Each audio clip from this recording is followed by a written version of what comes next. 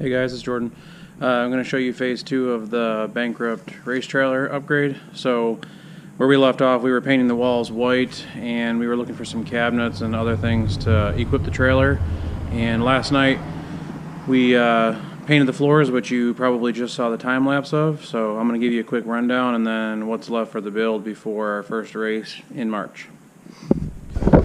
Haven't done anything with the outside of the trailer yet. Mostly been focused on the inside.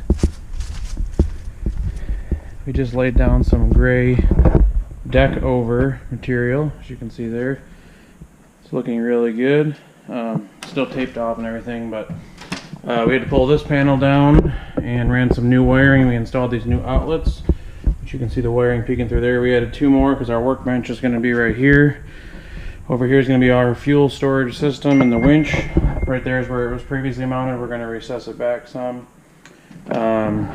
We all hooked it to this switch.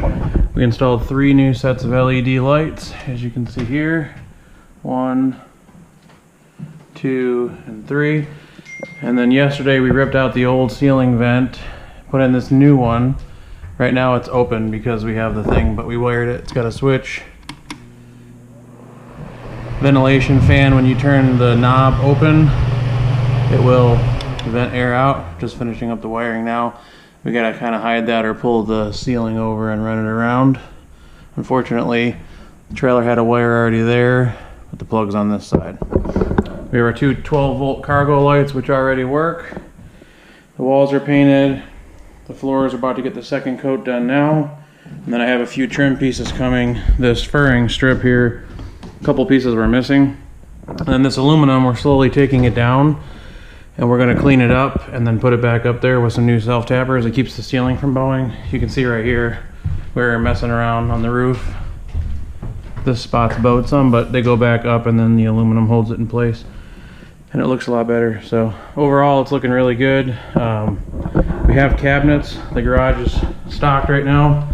We've got 2 bottom cabinets right there, and then behind it are 2 top cabinets we're going to install after the floor is done.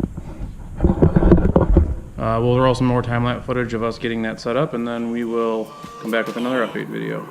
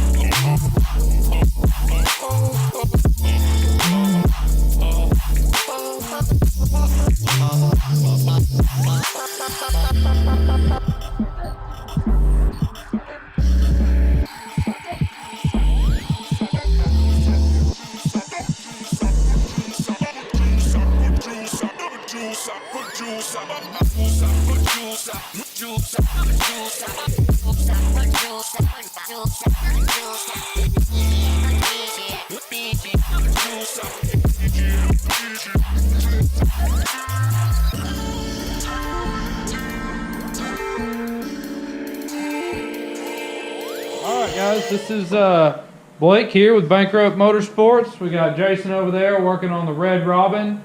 He's putting a new JDM trans in, 444s for all the low gears. Here's Jordan. We've been over here today working on Acadia, our Bankrupt rally car here. As you can see, we got the engine in, got that done this morning, fabbed up the battery box the other night. The main thing we've been doing here today is, oh, just sorry about that guys, worst cameraman in the world. Hope you enjoyed that video of the wiring. We've been welding on some weld nuts. We've got some plastic under protection here.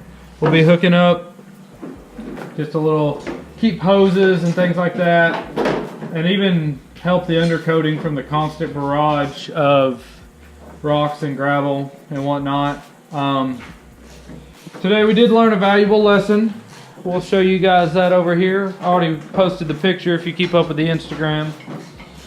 We, as we're welding those weld nuts on the other side of the car, one of the harnesses was laying in the floorboard and the heat actually caught it on fire and melted our harness. Pretty much ruined it. I think we're going to end up talking, I think Bridgemoto is going to help us out with that one. But Always remember, guys, safety, keep fire extinguishers, especially when you're welding and grinding and stuff. Luckily, Jason over there is the man, and he shimmied up this lift pole and put the fire out. But there's a basic little rundown of what's going on. You'll see we got a lot of time-lapse video. We also replaced this axle. Learned some things about removing the DMS suspension that will help us in the future. Yeah, locked up an alternator, smoked a belt. Yeah, we've only caused several $100s worth of damage today, so it's been a good one. Peace.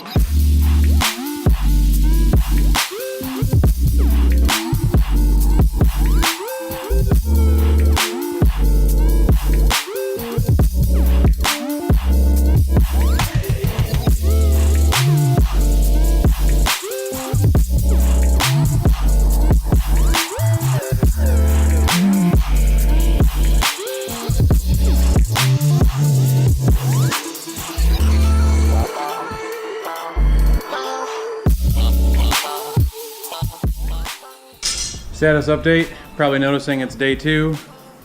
Jason's now moved on to car number 2, putting a lift kit on my friend's Outback.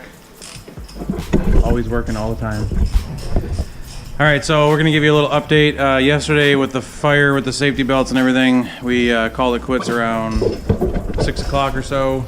I went home. I'm gonna give you a recap of what we've been doing this morning, and then we're about to leave the shop and take it back to my shop. New axles in. We had to take the coilover off, and it was a big ordeal. There's some sleeves in there that came off. Here's the STI oil pan and pickup tube and everything that we put in the other day. And then Blake has now welded all of these weld nuts all over the car for our plastic underbody protection that he showed you. So those are all complete on both sides.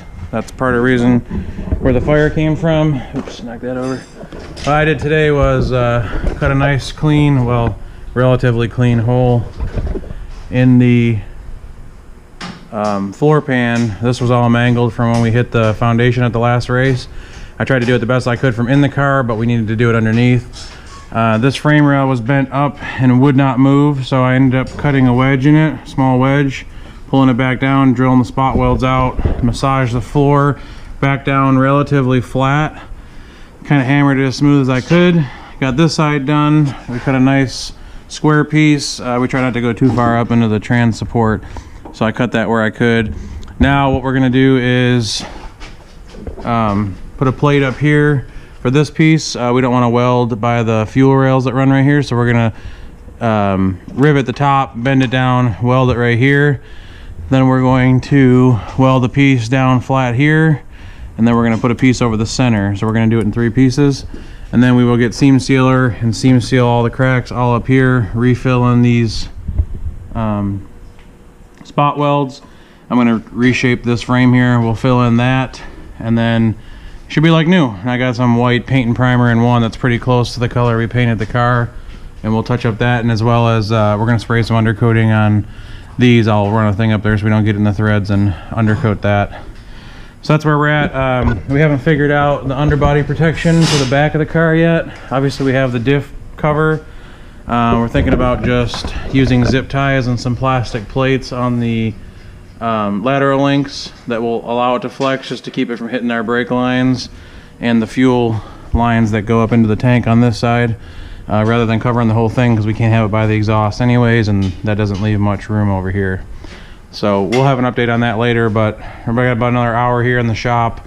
The rest of the work we can do at home. It was a million times easier doing this here, so thanks to Jason and his work, Thomas Auto, we were able to come and use the shop again. This is the 2nd or 3rd time we've come here. We'll have another update later.